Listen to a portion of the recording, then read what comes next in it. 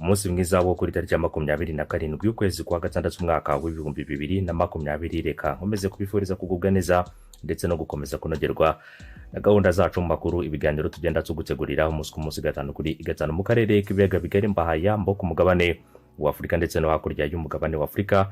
Mwese reka nkomeze kubifuriza gukomeza kugubwa neza no gukomeza kugira ibihe byiza. Reka nkwibutse ko ushobora kujya musi iyo video yawe epfo gato mu ruhande rw'iburyo haranditse ijambo subscribe ndetse iriya harakanwa kazogeraho mbukandeho ukirikeho rero kugira ngo ujye uwa mbere mu kuba wabona amakuru yabonere kugiye mu gihe tumaze gutegura inkuru ndetse no kuzitunganya mu buryo ubugezwe. Abadukurikiye muri gukoresha telefone zanyu, tablet cyangwa se imashini n'ibindi rero bikoresho byose by'ikoranabuhanga ushobora kuba wakwifashisha mu gukurikirana amakuru yacu. Mwese muri abantu b'abagabo kandi reka tukomeze kubashimira. Tumaze rero kugenda ducisha ibitekerezo mu nkuru yacu twari tumaze kubagezaho amasaha make ashize, akaba ari inkuru irebana neho ingabo z'igihugu cy'u Rwanda zagabweho rero igitero n'abantu bitwaje intwaro baturutse mu gihugu cy'u Burundi. Turashimira buri wese rero bakomeje kugenda atanga ibitekerezo kuri iyi nkuru. Gusa rero amakuru ngiye kukugezaho n'ubundi n'amakuru yerekeranye rero n'iyi nkuru, n'ubundi akaba ari amakuru aturuka hara mu karere ka Nyaruguru aharaye rero habereye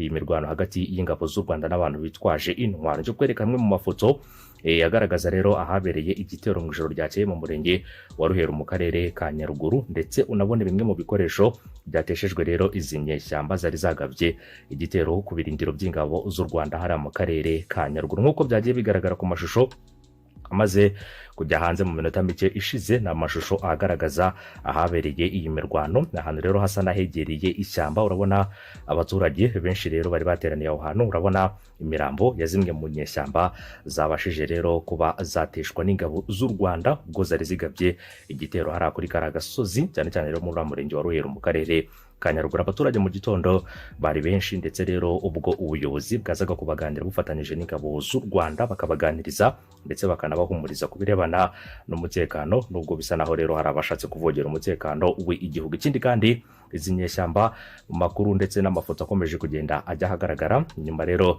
imirwano yabaye, hari ibikoresho byafashwe by'izi nyeshyamba urimo uragenda ubona ku mafoto ya muri ibi bikoresho. Ndabonamo n'ibihiko, sinzi rero niba nibi bihiko ari iby'inyeshyamba, niba rero nabyo byazikoreshaga rero mu buryo bw'intwari. Ikindi kandi hari imbunda zafashwe n'ingabo z'u Rwanda, urimo urazibona aho hirya yawe hari amasasu menshi atandukanye.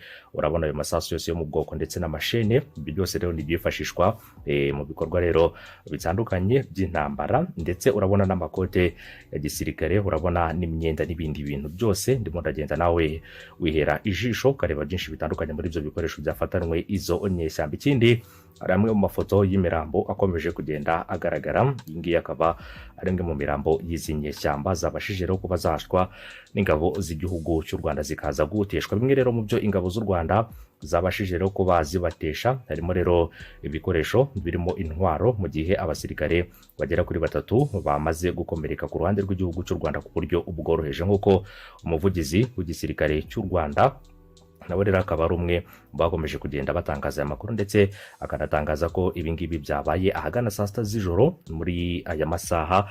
Saa 6 z'ijoro rero kuri uyu munsi wo ku itariki ya 27 Kamena. Hanyuma Leta Koloneli Innocent Munyengango akaba rero yashimangiye ko ingabo z'igihugu cy'u Rwanda zikomeje gukurikirana aba bantu bose rero bitwaje intwaro bagabye igitero hano mu gihugu cy'u Rwanda. Gusa kubw'amahire nta muturage n'umwe wigeze akomerekera muri iki gitero. Hanyuma Leta Koloneli Munyengango akaba yavuze ko rero bagabye iki gitero bari bafite umugambi wo kugirira nabi abantu batojwe rero mu mudugudu w'icyerekezo wa Yanze ucungirwa hafi n'abasirikare ba RDF bafite ibirindiro hafi aho. Ikindi kandi ngo ukaba uherereye mu kilometero kimwe uvuye ku mupaka w'u Rwanda ndetse n'igihugu cy'u Burundi. Si ubwa mbere hano mu karere ka Nyaruguru humvikanye ibitero nk'ibi ngibi. Ibitero rero bigamije guhungabanya umutekano w'igihugu cy'u Rwanda, dore ko no mwaka wa 2018 bigeze kumvikana ku ruhande rwa hariya mu karere ka Nyaruguru ndetse no ku ruhande rw'intara y'amajyepfo. Akaba ari hamwe mu bakomeje kugenda humvikana ibyo bikorwa ko byose. Gusa rero ikiza kiba gihari nuko ingabo z'u Rwanda ziba ziri maso kandi ziba navuga ko ziba ziteguriye urugamba kuri buri wese ugerageza kuba rero yashoza intambara. Ikindi kandi hakaba harakomeje kugenda humvikana n'ibindi bitero byagiye bigabwa n'ubundi, aho rero ibyagiye biheruka hakaba ari mu karere akaba rero ari mu ntara n'ubundi y'Iburengerazuba ahumvikanye igitero kigeze kugabwa mu murenge wa Bweyeye, ariko rero ingabo z'u Rwanda nazo zikaza kukiburizamo rugikubita, ndetse izo nyeshyamba zari zateye zikaza gusubizwa inyuma shishitabona rero, ndetse ingabo z'u Rwanda icyo gihe zikaba zaraje kuba rero zibasubiza inyuma, ndetse ntihagira umuntu n'umwe ukomerekera muri ibyo bikorwa byose. Nta n'ikintu na kimwe kigeze cyangirika, yaba ku ruhande rw'ingabo z'u Rwanda ndetse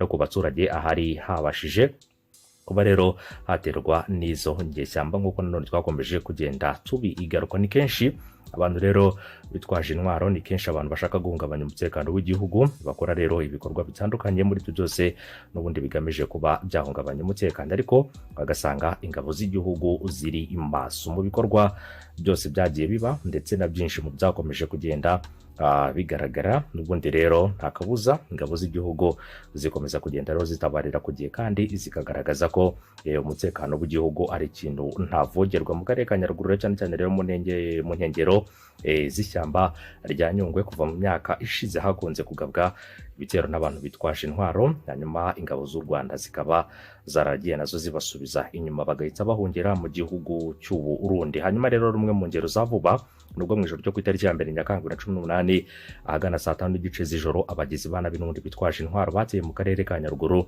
umurenge wa Nyabimata, bibye ibintu by'abaturage birimo amatungo n'ibiribwa, ikindi kandi banarasa hejuru bagamije gutera ubwoba abaturage. Iki gihe inzego z'umutekano zirimo polisi y'u Rwanda ikaba yaragize ati rero abo bagizi ba nabi bateye baturutse mu gihugu gituranye cy'u Burundi, banyuze rero mu ishyamba rya Nyungwe, ari nayo rero nzira banyuze basubira. Ibi bikaba bibaye nta byumweru rero bigera kuri 2 bishize mu karere kamwe n'ubundi habaye igitero nk'iki. Icyo gihe rero inzego z'ibanze n'izishinzwe umutekano baje gukorana inama n'abaturage, barabahumuriza, ndetse ari nabyo byabaye muri iki gitondo cyo kuri uyu wa 27 hari mu karere ka Nyaruguru, ahabashije rero kuba habera iki gitero. Ni igitero kibaye rero nyuma y'iminsi mike mu Burundi. N'ubundi rero hatowe umuyobozi mushya, akaba rero ari ubuyobozi burangajwe imbere na Generali Evariste Ndayishimiye, akaba ari perezida mushya w'igihugu cy'u Burundi. Bukaba rero ubu buyobozi bwe bunitezweho amaso rero harebwa niba buzazana impinduka ku bushotoranyi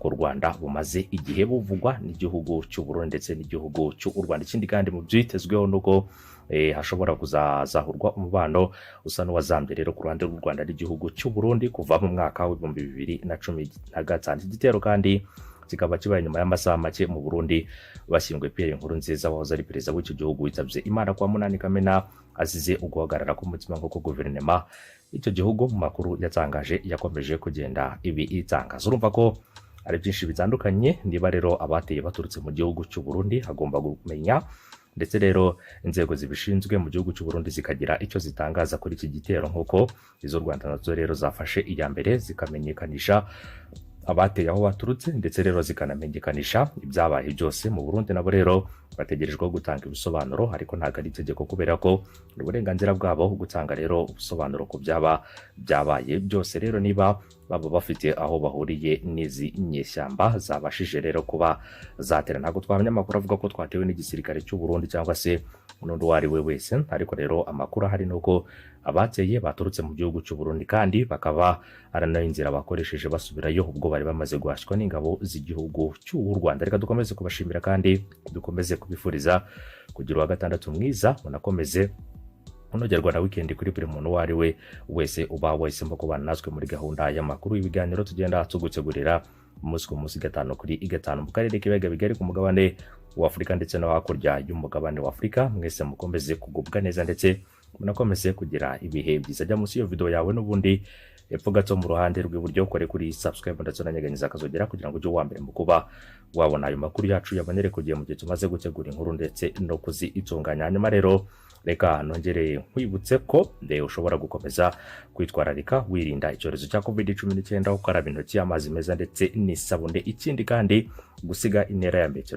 ya metero hagati y'umuntu ndetse n'undi, ukamenya ko rero ukwiye kubahiriza ayo mategeko ndetse n'amabwiriza yashyizweho na guverinoma mu kuba rero hakirindwa ko iki cyorezo gishobora kuba cyakomeza gukwirakwira mu gihugu hose. Amategeko n'amabwiriza birakurikizwa. Urabizi ko rero hari imirenge imwe n'imwe ndetse rero n'imidugudu imwe n'imwe mu mujyi wa Kigali yamaze gushyirwa muri gahunda ya guma mu rugo, mu kwirinda ko rero namwe imidugudu yanyu ndetse naho mutuye hashyirwa muri gahunda ya guma mu rugo. Byose mugomba kubyubahiriza kandi mukabikurikiza kugira ngo rero dukomeze kuba twafatanya mu guhashya iki cyorezo, ariko nanone tugafatanyiriza hamwe mu kugitsinda mu buryo ubwo aribwo bwose. Ndabashimiye cyane rero, mukomeze kugira umunsi mwiza ndetse munakomeze kugira ibihe byiza, mukomeze kugubwa neza, munakomeze kunogerwa na gahunda zacu mu makuru, ibiganiro tugenda tugutegurira umunsi ku munsi, 5 kuri 5, tariki 27 Kamena umwaka w'ibihumbi 2020. Buri wese rero wafashe umwanya we agakurikirana amakuru n'ibiganiro, turagushimiye cyane kandi mukomeze